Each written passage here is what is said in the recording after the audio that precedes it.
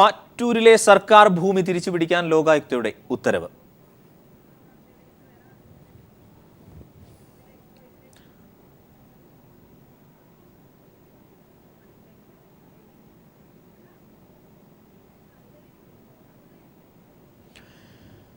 കലാഭവൻ മണിയുടെ ദുരൂഹ മരണത്തിൽ കൊലപാതക സാധ്യത തള്ളാതെ പോലീസ്. അന്വേഷണം ബന്ധുക്കൾക്കിടയിലേക്കും നീളുന്നു. അതേസമയം സ്വകാര്യ ആശുപത്രിയിൽ നടത്തിയ പരിശോധനയിൽ മണിയുടെ മൂത്ര സാമ്പിളിൽ മയക്കുമരുന്നിന്റെ സാന്നിധ്യം കണ്ടെത്തി.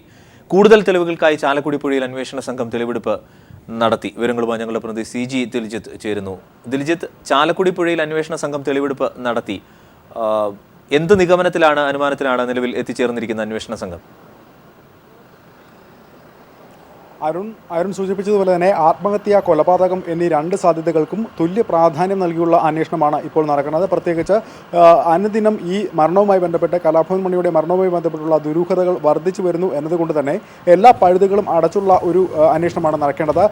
തിരക്ക് കൂട്ടിയുള്ള നിഗമനങ്ങളിൽ എത്തേണ്ട എന്നാണ് അന്വേഷണ സംഘം ഇന്നലെ യോഗം ചേർന്നപ്പോൾ തന്നെ IG-യുടെ നേതൃത്വത്തിൽ തീരുമാനമെടുത്തത്. അതുകൊണ്ട് തന്നെ എല്ലാ സാധ്യതകളും പരിശോധിച്ചുകൊണ്ട് ഒരാഴ്ചയ്ക്കകം മരണം കൊലപാതകമോ അല്ലെങ്കിൽ ആത്മഹത്യയോ എന്ന കാര്യത്തിൽ തീരുമാനം എടുക്കാൻ അല്ലെങ്കിൽ നിഗമനത്തിലെത്താൻ സാധിക്കും എന്നാണ് അന്വേഷണ സംഘത്തിന്റെ പ്രതീക്ഷ. ഏതായാലും ഇപ്പോൾ കൂടുതൽ തെളിവുകൾ കണ്ടെത്താൻ വേണ്ടിയുള്ള പരിശോധനകളാണ് നടക്കുന്നത്. പ്രത്യേകിച്ച് മണിയുടെ ശരീരത്തിൽ കീടനാശിനിയുടെ അംശം എത്തിപ്പെടാനുണ്ടായ സാഹചര്യം അത് മനസ്സിലാക്കണം. കീടനാശിനിയുടെ ഉറവിടം കണ്ടെത്തണം. പ്രത്യേകിച്ച് ആദ്യഘട്ടത്തിലൊന്നും ഇതിന് വളരെ വെല്ലുവിളി നേരിട്ടിരുന്നു. കാരണം മണിയെ സ്വകാര്യ ആശുപത്രിയിൽ അബോധാവസ്ഥയിൽ പ്രവേശിപ്പിച്ച സമയത്ത് തന്നെ പാടി ഗസ്റ്റ് ഹൗസിൽ നിന്ന് ശുചീകരണം നടത്തിയിരുന്നു. മണിയുടെ സഹായികളായ മുരുകൻ, വിപിൻ, അതുപോലെ തന്നെ അരുൺ എന്നീ 3 പേർ ചേർന്ന് ചാക്കിൽ കെട്ടി അവിടുത്തെ സാധന സാമഗ്രികൾ പുറത്തേക്ക് കൊണ്ടുപോയിരുന്നു. ഈ സാധന സാമഗ്രികൾ ഏതെന്ന് കണ്ടെത്തുക വളരെ നിർണായകമാണ്. ഈ കൊണ്ടുപോയിരിക്കുന്ന സാധനങ്ങളിൽ തന്നെയാണോ മണിയുടെ ശരീരത്ത് എത്തിയിരിക്കുന്ന കീടനാശിനി കൊണ്ടുവന്നിരിക്കുന്ന കുപ്പികൾ ഉൾപ്പെട്ടത്, അതല്ലെങ്കിൽ മറ്റേതെങ്കിലും വസ്തുക്കൾ ഉണ്ടോ? പ്രത്യേകിച്ച് മെഥനോളിൻ്റെ അംശം ശരീരത്തിൽ കണ്ടെത്തിയിരുന്നു. അതിൻ്റെ അംശവും സ്ഥിരീകരിക്കാൻ തക്കവണ്ണമുള്ള ഏതെങ്കിലും സാധനങ്ങൾ ഇവയിൽ ഉൾപ്പെട്ടിരുന്നോ എന്നൊക്കെ പരിശോധിക്കേണ്ടിയിരിക്കുന്നു. അതിൻ്റെ ഭാഗമായാണ് നിരവധി തവണ പാടിയിൽ നടത്തിയ പരിശോധനയ്ക്ക് ശേഷവും ഇപ്പോൾ അന്വേഷണ സംഘം പ്രത്യേക ഗ്രൂപ്പുകളായി തിരിഞ്ഞ് ഇപ്പോൾ പരിശോധന നടത്തിക്കൊണ്ടിരിക്കുന്നത്. രാവിലെയോടുകൂടിയാണ് പാടിക്ക് സമീപമുള്ള ചാലക്കുടി പുഴയിൽ അന്വേഷണ സംഘം പരിശോധന നടത്തിയത്. പരിശോധനയിൽ മദ്യക്കുപ്പികളടക്കം നിരവധി മദ്യക്കുപ്പികളും മറ്റ് മേക്കപ്പ് സാധനങ്ങളുടെ കുപ്പികളും അടക്കം ഇപ്പോൾ കണ്ടെത്തിയിട്ടുണ്ട്. ഇവയിൽ സംശയകരമായ സാധനങ്ങൾ മാത്രമാവും, പ്രത്യേകിച്ച് കീടനാശിനികളുടെയോ അല്ലെങ്കിൽ വ്യാജമദ്യം കൊണ്ടുവരാൻ ഉപയോഗിച്ചു എന്ന് കരുതപ്പെടുന്ന കുപ്പികൾ മാത്രമാവും പരിശോധനയ്ക്കായി തിരഞ്ഞെടുക്കുക. ഇവ വീണ്ടും ശാസ്ത്രീയ പരിശോധനയ്ക്കായി കാക്കനാട്ടെ ലാബിലേക്ക് എത്തിക്കുമെന്നാണ് അന്വേഷണ സംഘം നൽകുന്ന സൂചന. ഏതായാലും സമാന്തരമായി മറ്റു ഗ്രൂപ്പുകൾ അന്വേഷണം തുടരുന്നു. 6 ഗ്രൂപ്പുകളായി തിരിഞ്ഞാണ് ഇപ്പോൾ അന്വേഷണം നടത്തുന്നത്. ഈ മണിയുടെ ബന്ധുക്കളുടെയും അതുപോലെ തന്നെ സുഹൃത്തുക്കളുടെയും അടുത്ത അനുയായികളുടെയും എല്ലാം തന്നെ മൊഴി രേഖപ്പെടുത്തുന്നതിനായി ഒരു സംഘമുണ്ട്. അതുപോലെ തന്നെ കാക്കനാട്ടിൽ നിന്ന് ലഭിച്ച ഫോറൻസിക് റിപ്പോർട്ട്, ആ ഫോറൻസിക് റിപ്പോർട്ടിൽ മണിയുടെ ശരീരത്തിൽ കീടനാശിനിയുടെ അളവ് എത്രത്തോളം എത്തിയിരുന്നു എന്ന കാര്യം രേഖപ്പെടുത്തിയിരുന്നില്ല. ഇക്കാര്യം സ്ഥിരീകരിക്കുന്നതിനായി, ഇക്കാര്യം ഒരിക്കൽ കൂടി വ്യക്തത വരുത്തുന്നതിനായി ഫോറൻസിക് വിഭാഗത്തോട് പോലീസ് വീണ്ടും റിപ്പോർട്ട് ആവശ്യപ്പെട്ടിട്ടുണ്ട്. കീടനാശിനി എത്തിയിട്ടുണ്ടെങ്കിൽ അത് ഓരോ കീടനാശിനിയും സ്പെസിഫിക്കായി എത്ര അംശം, എത്ര അളവിൽ മണിയുടെ ശരീരത്തിൽ ഉണ്ടായിരുന്നു, അതാണോ മരണകാരണം ആയിരിക്കുക എന്ന കാര്യം കൂടി വ്യക്തമാക്കി മറ്റൊരു റിപ്പോർട്ട് നൽകാനാണ് ഇപ്പോൾ വ്യക്തമാക്കിയിരിക്കുന്നത്. അതോടൊപ്പം തന്നെ മണി അബോധാവസ്ഥയിൽ ആശുപത്രിയിൽ പ്രവേശിക്കപ്പെട്ട സമയത്ത് ആശുപത്രി അധികൃതർക്ക് ഏതെങ്കിലും തരത്തിലുള്ള ചികിത്സാ വീഴ്ച ഉണ്ടായിട്ടുണ്ടോ എന്ന് പരിശോധിക്കേണ്ടിയിരിക്കുന്നു. അതുകൊണ്ട് തന്നെ ആ ചികിത്സാ നടപടികൾ പരിശോധിക്കാനായി കൊച്ചി പോലീസിന് നിർദ്ദേശം നൽകിയിട്ടുണ്ട്. അതോടൊപ്പം കൊച്ചിയിൽ ആശുപത്രിയിൽ പ്രവേശിക്കപ്പെട്ട കലാഭവൻ മണിയുടെ ശരീരത്തിൽ നിന്ന് ചികിത്സ ആവശ്യത്തിനായി പരിശോധനയ്ക്കായി ശേഖരിച്ചിരിക്കുന്ന രക്തവും മൂത്രവും ഇപ്പോൾ കാക്കനാട്ടെ സർക്കാർ ലാബിലേക്ക് പരിശോധനയ്ക്ക് എത്തിച്ചിട്ടുണ്ട്. ഇവയിൽ ഏതെല്ലാം തരത്തിലുള്ള രാസവസ്തുക്കളുടെ സാന്നിധ്യമാണ് ഉള്ളത് എന്നത് അറിയേണ്ടിയിരിക്കുന്നു. ഉണ്ടെങ്കിൽ തന്നെ അവയുടെ അളവ് അറിയണം. അവയാണോ മരണകാരണം നൽകിയത്?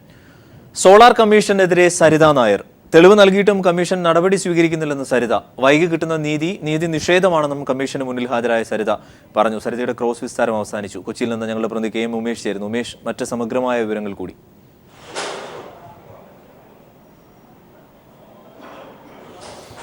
അരുൺ, സരിത നായർ സോളാർ കമ്മീഷൻ ഹാജരാകാൻ എത്തിയപ്പോഴായിരുന്നു മാധ്യമങ്ങളോട് ഇത്തരത്തിലൊരു പ്രതികരണം നടത്തിയത്. കമ്മീഷനിൽ താൻ തെളിവുകൾ കൊടുത്ത് നാളുകളായി, പക്ഷേ ഇതുവരെ യാതൊരു നടപടിയും ഉണ്ടാകുന്നില്ല.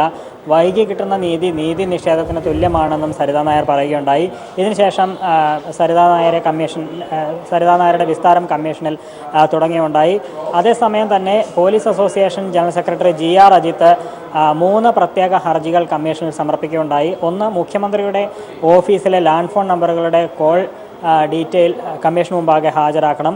ഒപ്പം സരിതാ നായരുടെ പേഴ്സണൽ ഡയറിയും കമ്മീഷനിൽ ഹാജരാക്കണം. ഇതുകൂടാതെ സരിതാ നായരുടെ ഇമെയിലിൽ നിന്ന്, അതായത് സോളാർ കമ്പനിയുടെ മെയിലിൽ നിന്ന് ജോപ്പൻ്റെ മെയിലിലേക്ക് അയച്ച ഇതിൻ്റെ വിശദാംശങ്ങൾ, ചില സന്ദേശങ്ങൾ അയച്ചു എന്നുള്ളത് സരിത നേരത്തെ മൊഴി നൽകിയിരുന്നു. ഇതിൻ്റെ വിശദാംശങ്ങൾ ഇതെല്ലാം ആവശ്യപ്പെട്ടുകൊണ്ടുള്ള ഹർജികളാണ് GR അജിത് കുമാറിന് വേണ്ടി അഭിഭാഷകൻ സോളാർ കമ്മീഷന് സമർപ്പിച്ചത്. എന്നാൽ ഈ ഹർജികൾ ഈ മാസം 28-ന് പരിഗണിക്കാനായി കമ്മീഷൻ മാറ്റി. ഇതിനുശേഷം സരിതയുടെ ക്രോസ് വിസ്താരം തുടങ്ങി.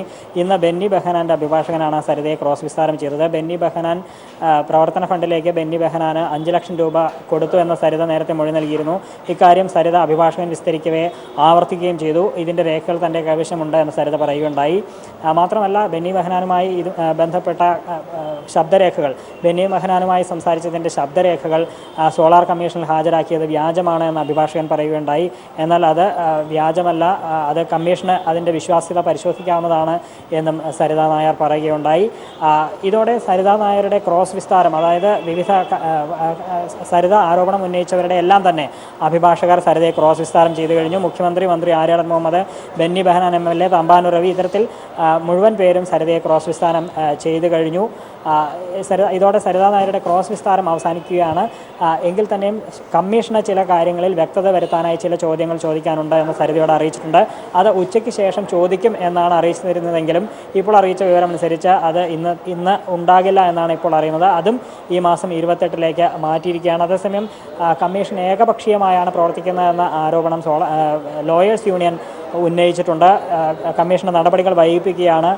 തെരഞ്ഞെടുപ്പിന് മുൻപ് ഇത്തരത്തിൽ ഇടക്കാല റിപ്പോർട്ട് വേണം എന്ന് ലോയേഴ്സ് യൂണിയൻ ആവശ്യപ്പെട്ടതാണെങ്കിലും അത്തരമൊരു നടപടികൾ കമ്മീഷന്റെ ഭാഗത്തുനിന്ന് ഉണ്ടായിട്ടില്ല. മാത്രമല്ല, പ്രധാനപ്പെട്ട ആരോപണങ്ങൾ ഉന്നയിക്കപ്പെട്ട ആരോപണ വിധേയർ ഇതുവരെയും കമ്മീഷനിൽ ഹാജരായിട്ടില്ല. അവരെ ഹാജരാക്കുന്നതിൽ നിന്ന് കമ്മീഷൻ അവരെ ഹാജരാക്കാൻ വേണ്ട നടപടികൾ കമ്മീഷൻ സ്വീകരിക്കുന്നില്ല. അതിൽ വീഴ്ച വരുത്തുമെന്ന ആരോപണവും ലോയേഴ്സ് യൂണിയൻ്റെ ഭാഗത്തുനിന്ന് ഉണ്ടായിട്ടുണ്ട്. എന്തുതന്നെയായാലും ഇന്നത്തെ സരിതയുടെ ക്രോസ് വിസ്താരം അവസാനിച്ചിരിക്കുന്നു. ഇനി ഈ മാസം 28-നായിരിക്കും ക്രോസ് വിസ്താരം, അല്ലെങ്കിൽ കമ്മീഷന് ബാക്കി ചോദിക്കാനുള്ളത് ഈ മാസം 28-നായിരിക്കും ഉണ്ടാവുക. അരുൺ. KM ഉമേഷ് വിവരങ്ങൾ നൽകിയത്. സോളാർ കമ്മീഷനിൽ മൊഴി നൽകിയ ശേഷം സരിത മാധ്യമങ്ങളെ കാണുന്നു തത്സമയം. 2012 മുതൽ നമുക്കറിയാം ബെന്നി ബെഹനാൻ സാർ നമ്മുടെ കാക്കനാട് വീടിൻ്റെ തൊട്ടടുത്താണ് താമസിച്ചിരുന്നത്. തന്നെയല്ല, ഞാൻ താമസിച്ചിരുന്ന വീടിൻ്റെ കോൺസ്റ്റിറ്റ്യൂഷൻ അവിടുത്തെ MLA ആയിരുന്നു. അതുകൊണ്ട് തന്നെ അദ്ദേഹമായിട്ട് രാഷ്ട്രീയപരമായിട്ടൊരു ബന്ധമുണ്ടായിരുന്നു. ഇപ്പോൾ പാർട്ടി ഫണ്ട്, പ്രവർത്തന ഫണ്ട് എന്നൊക്കെ ചോദിച്ചിട്ടാണ് നമ്മൾ ഇന്ന് 5 lakhs വാങ്ങിയിരുന്നത്. അപ്പോൾ അതിൻ്റെ ഡീറ്റെയിൽസാണ് ഇന്ന് കമ്മീഷന് ചോദിച്ചത്. ഡേറ്റ് എക്സാക്ട്ലി ഓർക്കാത്തത് കൊണ്ട് അവിടെ ഒരു ട്രാൻസ്ഫോമർ ഇന്നോഗ്രേഷൻ എന്നാണ് ഞാൻ പൈസ കൈമാറിയതെന്ന് ഞാൻ ഓർത്ത് പറഞ്ഞിട്ടുണ്ട്. ഡേറ്റ് ഞാൻ റെഫർ ചെയ്തിട്ട് ഞാൻ പറയുമെന്ന് പറഞ്ഞിട്ടുണ്ട്. പിന്നെ ബെന്നി ബെഹനാൻ സാർ ജയിലിൽ നിന്ന് ഇറങ്ങിയതിന് ശേഷം ഈ കഴിഞ്ഞ ഇഷ്യൂ പ്രവാസ ലോകത്തെ വാണിജ്യ വ്യവസായ സംരംഭകർക്കായി കൈരളി TV ഏർപ്പെടുത്തിയ NRI എന്റർപ്രണർ പുരസ്കാരങ്ങൾ സമ്മാനിച്ചു. ദുബായിൽ നടന്ന ചടങ്ങിൽ നടനും മലയാളം കമ്മ്യൂണിക്കേഷൻസ് ലിമിറ്റഡ് ചെയർമാനുമായ മമ്മൂട്ടിയാണ് പുരസ്കാരങ്ങൾ സമ്മാനിച്ചത്. കഠിനാധ്വാനം കൊണ്ട് വാണിജ്യ വ്യവസായ രംഗത്ത് വിജയം നേടിയ പ്രവാസി സംരംഭകരെ ആദരിക്കുന്നതിന്റെ ഭാഗമായി കൈരളി TV ഏർപ്പെടുത്തിയ പ്രഥമ NRI എന്റർപ്രണർ അവാർഡ് ദാന ചടങ്ങ് ശ്രദ്ധേയമായ ഒന്നായിരുന്നു. മികച്ച യുവ സംരംഭകനായി തിരഞ്ഞെടുക്കപ്പെട്ട Malabar gold international operations managing director MP Shamlal അഹമ്മദിന് Malayalam communications limited chairman Mammootty award നൽകി. മികച്ച വനിതാ സംരംഭകയായി തിരഞ്ഞെടുക്കപ്പെട്ട KEF holdings vice chairperson Shabana ഫൈസലും മമ്മൂട്ടിയിൽ നിന്ന് അവാർഡ് ഏറ്റുവാങ്ങി. ഇവിടെ എത്തിയ മലയാളികളുടെ അധ്വാനവും കഠിന പ്രയത്നവും കൊണ്ട് അവർക്ക് മാത്രമല്ല, എല്ലാവരും പറയുന്ന ഒരു പരമമായ സത്യം, നമ്മുടെ കേരളത്തിൻ്റെ സമ്പദ് രംഗം നിലനിർത്തുന്നത്, അതിൻ്റെ സ്റ്റഡി ആയിട്ടുള്ളൊരു ഇക്കണോമിക് ഗ്രോത്ത് ഉണ്ടാകുന്നത് ഈ വിദേശ മലയാളികളുടെ പണമാണ്. പക്ഷെ അതെങ്ങനെ കൃത്യമായി അവിടെ നിക്ഷേപിക്കപ്പെടുന്നു, അല്ലെങ്കിൽ എങ്ങനെ അതിനെ ഉപയോഗിക്കുന്നു എന്നുള്ളതിന് ഇതുവരെ ഒരു തീരുമാനമായിട്ടില്ല. ബിസിനസ് എക്സലൻസ് അവാർഡുകൾക്ക് അർഹരായ 5 പേരും ദുബായ് ഇന്ത്യൻ കോൺസുലേറ്റിൽ നടന്ന ചടങ്ങിൽ അവാർഡുകൾ ഏറ്റുവാങ്ങി. Almadina group managing director Abdulla Poyil, Hotpack industries managing director Abdul Jabbar PB, Crowe Horwath managing director James Mathew, V Serve group Qatar managing director Jenny Antony, Anshi group managing director Shimil Mohandas എന്നിവർക്ക് മമ്മൂട്ടി ബിസിനസ് എക്സലൻസ് അവാർഡുകൾ സമ്മാനിച്ചു. Malayalam communications limited managing director John Brittas award ദാന ചടങ്ങിൽ അധ്യക്ഷത വഹിച്ചു. NRI entrepreneur award jury chairman MA Ashraf Ali, jury member Isaac John Pattanipparambil, Dubai Indian കോൺസുലേറ്റിലെ deputy consul general K Muraleedharan, Malayalam communications limited director VK Ashraf, middle east news and programmes director EM Ashraf എന്നിവർ ചടങ്ങിൽ സംബന്ധിച്ചു. ദുബായിൽ നിന്ന് ടി ജമാലുദ്ദീൻ.